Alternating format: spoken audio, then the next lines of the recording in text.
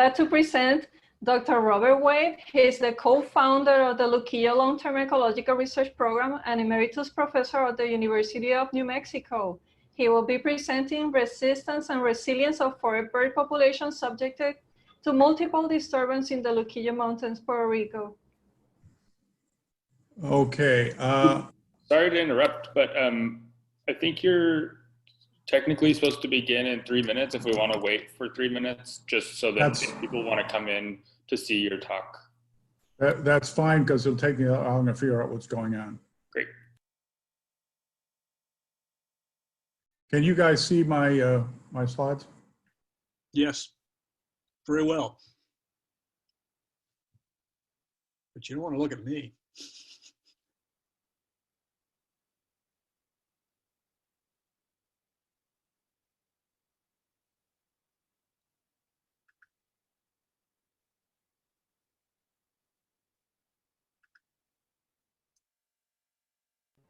So we still have 3 more minutes. Any questions we can address at the moment?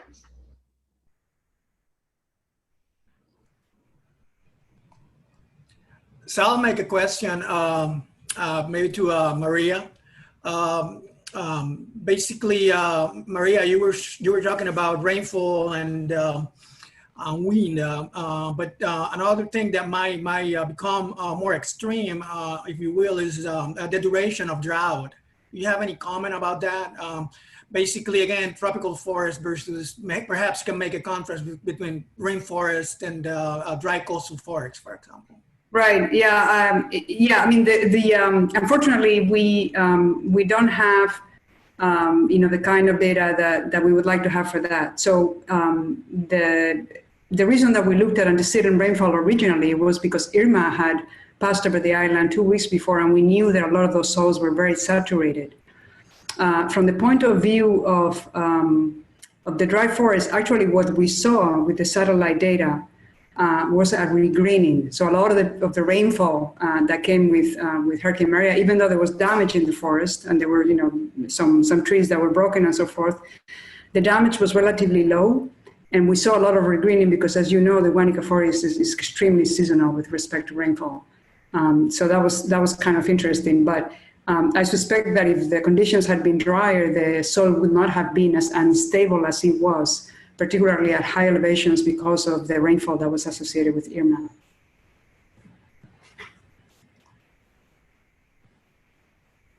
Okay, if we want to switch now, Rob, if you want to share your screen once again, then we can probably start.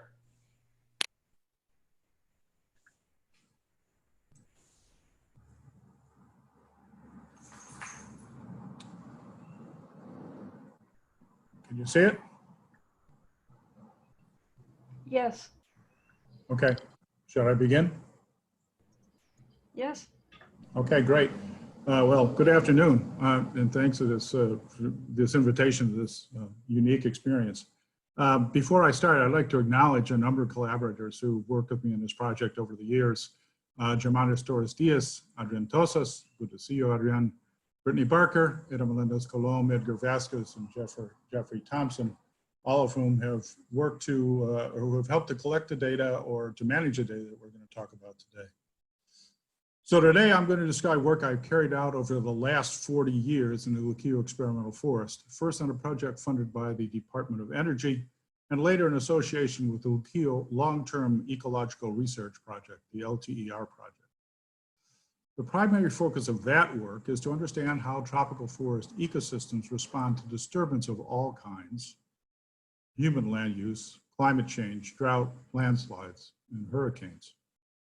More specifically, I study how these various kinds of disturbances interact to shape the behavior, ecology, and evolution of Puerto Rican birds.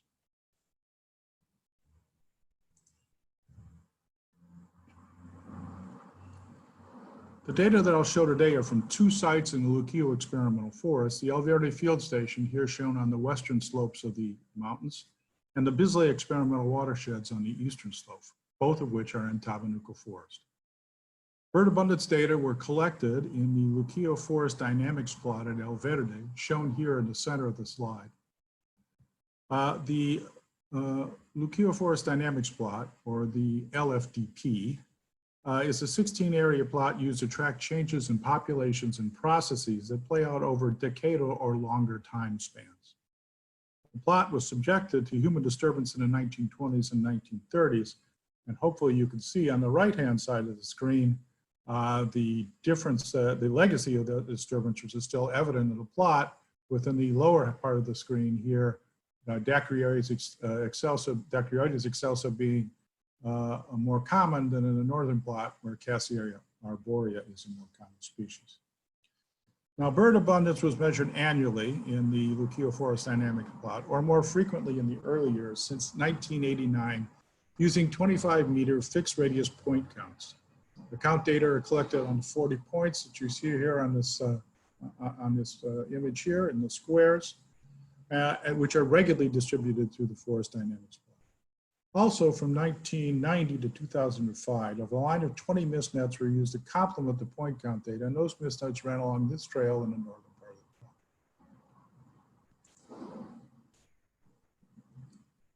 the plot. As I'm sure you've been told by the other speakers, Puerto Rico is a very active hurricane zone, as you can see in this satellite image from NOAA here, which has 5 named storms hanging out there in the Atlantic at the same time. However, direct hits on the Luquillo experimental forest are fairly rare. They occur approximately every 40 years. And the last large storm to hit the LEF before the establishment of the LTER site there was San Ciprian in 1932. However, 6 hurricanes passed over or near the LEF during the first 10 years of the Luquillo LTER, causing various levels of damage, as you can see in this slide.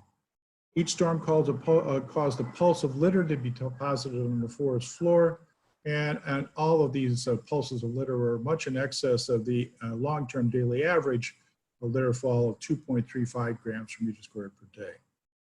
As you can also see, the amount of litter fall deposited was related to wind speed, and this is just one of the ways that hurricanes structure Caribbean forests. I'm going to focus today on 2 of the most severe of the storms in this slide, Hugo in 1989 and George in 1998, as well as Maria in 2017. My goal is to examine how these storms affected bird populations directly through mortality and indirectly through changes into forest structure and resource modification.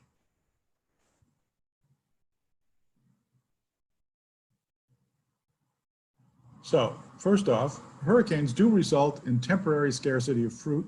As you can see in this slide, each of the storms shown resulted in a temporary reduction of fruit fall and therefore the amount of fruit available to frugivores.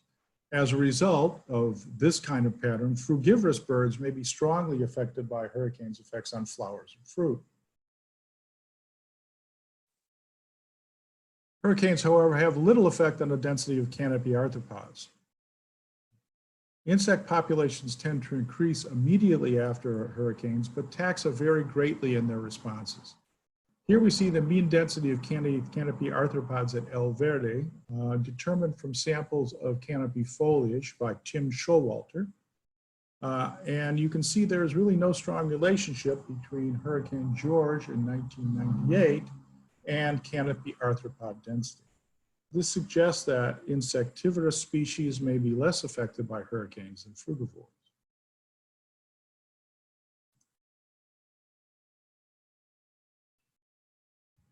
This slide shows 2 measures of bird abundance over time in the Luquillo Forest Dynamics plot. Point counts were instituted before Hurricane Hugo here in 1989 in the spring before the hurricane. And mist netting was instituted 1 year afterwards, after the hurricane. For that reason, because the mist netting was, first mist netting numbers were after the hurricane, I've also included a pre-hurricane point here from another study conducted in the same area in 1986. As you can see, the total abundance of birds and point count shows no significant trend over 32 years of measurements. Note, however, the effect of a prolonged drought in 2015. Bird abundance from mist nets, however, declined steeply in the 5 years following Hugo, But that decline is an artifact of behavioral change rather than population change. As you can see from these pictures on the left, damage to the canopy shifts plant biomass downwards, and bird foraging behavior also shifts downwards. As a result, more individuals and more species are susceptible to capture by mist nets, so capture rates increase.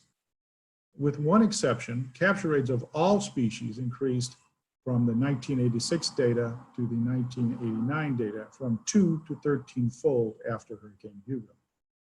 And then as the canopy cover was restored over time, capture rates declined. And you can see it very clearly in the kinds of species that are being captured. After the storm, we captured a number of canopy foragers, which we had never captured before. So mist nets by themselves do not give a reliable picture of hurricane effects on bird abundance, but they do provide other useful information on behavior and physiology. So here's an example of where mist nets are useful in figuring out abundance of a particular species. This is and actually more useful than point counts. These are data for the ruddy quail dove. The ruddy quail dove is a terrestrial, a shy terrestrial species, forages on the ground and is rarely or less than the actual abundance recorded in point counts. However, in mist nets, they are caught, and in 1986, they were the most abundant species caught in mist nets, with about 3.2 captures per 100 net hours. After Hugo, populations of the quail dove dropped to nearly zero and then recovered over time. And after George, they dropped to zero nearly again and then slowly began to recover. So it's pretty clear that in this case, what we're seeing is a species that has low resistance and low resistance to hurricanes because of the big drop in populations and then the slow return.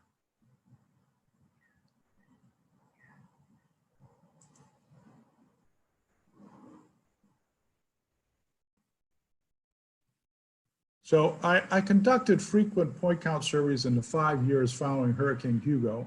And here I show the results for 3 species for that time period: the bananaquid, an omnivore, the Puerto Rican toady, an insectivore, and the scaly-naped pigeon, a frugivore. As you can see, bananaquid numbers decreased immediately and then increased and overshot their pre-hurricane values for about 3 years. This pattern shows a low resistance and high resilience to the hurricanes. Toady numbers, however, increased slightly and then declined to pre-hurricane levels within 9 months. This pattern suggests low resistance and high resilience. The scaly-naped pigeon shows a slightly different pattern. In this species, there was a decline in numbers, and it took 3 years to recover. And in this case, we would see what we would say this is the resistance of this species is low, as is the resilience. This pattern for a frugivore is not unusual. It's been recorded in the literature on numerous occasions, and the most recent of these was Waide et al. 2019, who looked at patterns of bird abundance after Maria and found that many of the frugivorous species that they examined actually declined in abundance after the hurricane. Okay, so this is what things look like after Hurricane Hugo. Does this pattern repeat itself for George and Maria?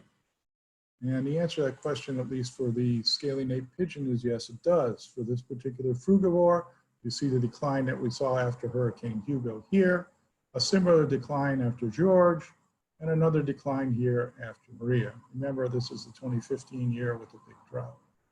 So at least for this particular frugivorous species, you're seeing a fairly consistent response of low resistance and low resilience to hurricanes. However, other species and other guilds do not behave necessarily the same way. In the Puerto Rican toady, for example, there's not much evidence that there is a consistent response to hurricanes, which suggests that variation in toady numbers is actually controlled by other factors, nest predation, drought, and general bad weather. This is not particularly unexpected given that what we've seen about the insect abundance after hurricanes, food supplies, fertility are simply not very affected by hurricanes. In the bananaquid, however, we see something different. There is no evidence for a strong negative effect of hurricanes on the bananaquids, but there is a long-term decline in abundance. Now, this decline may be a secondary effect of successional changes in understory plants. For example, Polychorea riparia that we see here in the picture on the right seems to be an important food plant for bananaquids, and they defend patches of the shrubs against other bananaquits as well as hummingbirds. So P. riparia is a GAT opportunist. An abundance in the Luquillo forest dynamic plot shows extreme variation depending on time since the last hurricane. And there is at least some anecdotal evidence that bananaquits may be responding to changes in the population of this food source as well as perhaps some other plant species. So in conclusion, what we've shown from these long-term data is that frugivores do show a consistent response to hurricanes, but the abundance of insectivores and and omnivores endeavor more complicated control. Thanks very much for your attention, and I'll be happy to take any questions. Thanks, Dr. Waide, for such a good presentation. And let's see if we have any questions. I don't see a question here yet. But we still have 1 minute if in case you need to say something else. Okay, I think I'll quit while I'm ahead. I think that one of the interesting things about working in this kind of a forest is obviously in island forests, you don't have the large number of bird species that you have. So much of the biomass of what's going on is contained in just a few species. So understanding the dynamics of those species can really help you learn a lot about the whole system. I'm sorry I didn't have much more time. I would have gone into more information about diets and some of the other species that were there. And I'm hoping some of the art speakers will touch on those topics. Very good, thank you. So now we're gonna move ahead into the next